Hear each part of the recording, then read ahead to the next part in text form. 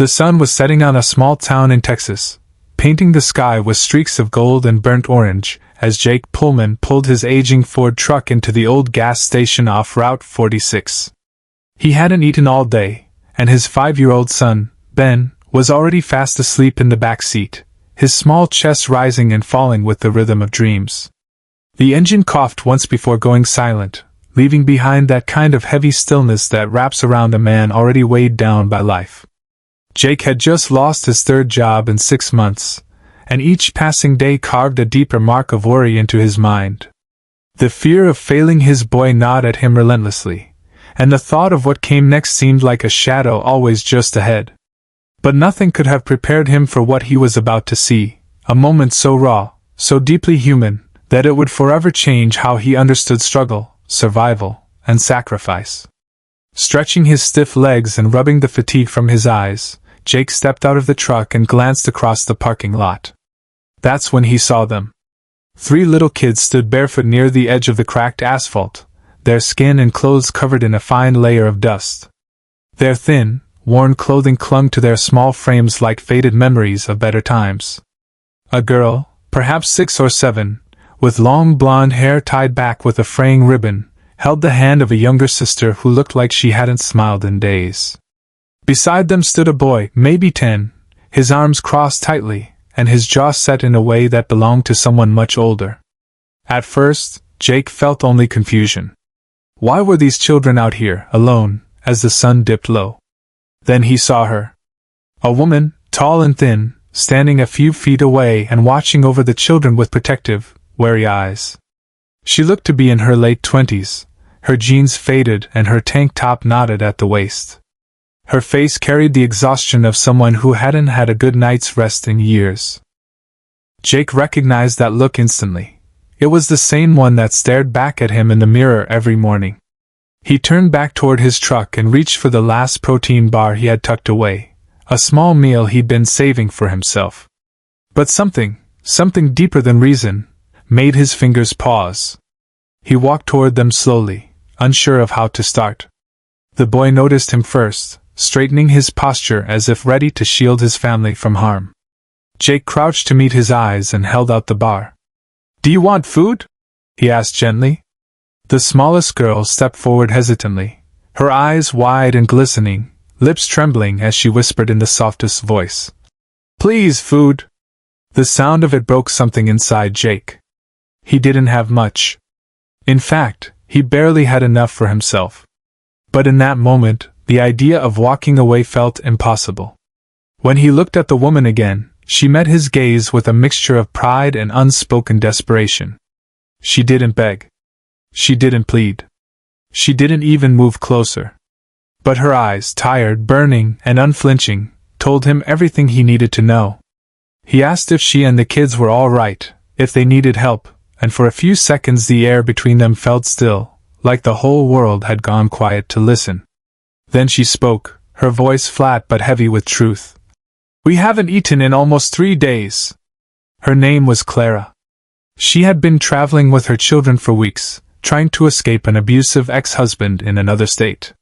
She had left behind everything she had, her small apartment, her job, and the few friends she could count on, only to find herself surviving in a broken-down car parked behind an old diner that had been shuttered for months.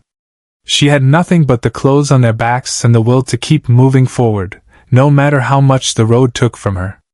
And now, standing in the fading light of a Texas evening, Jake realized that sometimes the people with the least to give are the ones who end up giving the most. Every night, Clara bundled her children in mismatched clothes from a thrift store, hoping the layers would be enough to keep the cold from seeping in. She had searched for work in every place she could think of, but with 3 kids clinging to her and no address to put on an application, no one was willing to hire her. She had no phone, no money, and no one left to call for help. Yet, despite it all, she kept moving forward, not because she believed life would suddenly get better, but because giving up was never an option. Her determination wasn't loud or defiant. It was quiet, steady, and born of necessity. It was the kind of strength that doesn't come from hope, but from the simple, unshakable duty to keep your children alive. Jake didn't know what to say when he heard her story. His own life had been unraveling for years. 2 years earlier, his wife had been killed in a car accident, and since that day, it had been just him and Ben. He had tried his best to be both mother and father, provider and protector, but every effort seemed to slip through his fingers like dry sand. He had lost jobs, moved from one small town to the next, and chased opportunity after opportunity that never lasted. He knew what it felt like to be exhausted, to be scared of the future, but even in his darkest moments, he had never watched his own child beg for food. That realization cut deep. That night, Jake made a decision he hadn't planned. He took Clara and her children back to the small roadside motel where he and Ben were staying. He paid for a room with the last of his cash and handed Clara 2 gas station sandwiches and a jug of milk. "Just sleep tonight," he told her. "We'll figure it out tomorrow." She didn't argue, and he didn't ask for thanks. He lay awake for most of the night, not because of worry, which was always there, but because something inside him had shifted. In those children, he had seen himself. In Clara's eyes, he had seen his own pain reflected back at him. And for the first time in a long while, he didn't feel completely alone in his suffering. In the days that followed, Jake began to help however he could. Each morning, he offered to watch Clara's children so she could walk into town and ask for work. Eventually, she was hired at a small local diner to wash dishes and wait tables. It wasn't much, but it was a start. Jake managed to find some handyman jobs, fixing fences, cleaning up yards, doing whatever needed to be done for a few extra dollars. Ben quickly became friends with Clara's kids, and for the first time in months, there was laughter again. It wasn't constant, and it wasn't carefree, but it was there, small, fleeting moments that made the days feel lighter. A week later, the most powerful moment of all came unexpectedly. Jake was driving Clara to her shift when she turned to him and said quietly, "I was going to give up that night. I told the kids we'd try one last time, and then, you showed up." She wasn't talking about fate or luck.